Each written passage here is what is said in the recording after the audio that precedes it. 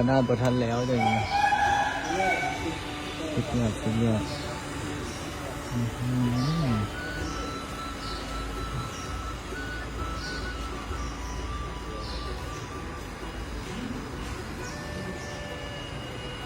ี่จะดูพัก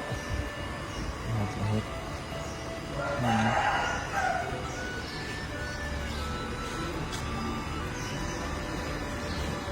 มาถวายปัจจัยซื้อทองล่อพระพุทธรูปหรือวันที่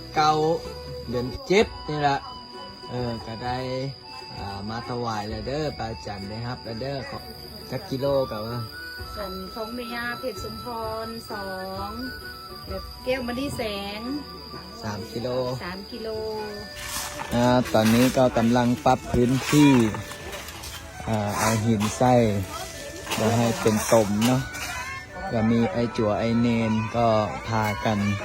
สามัคคีกันสอนให้ไอจั่วไอเนนเฮ็ดเวียกเป็น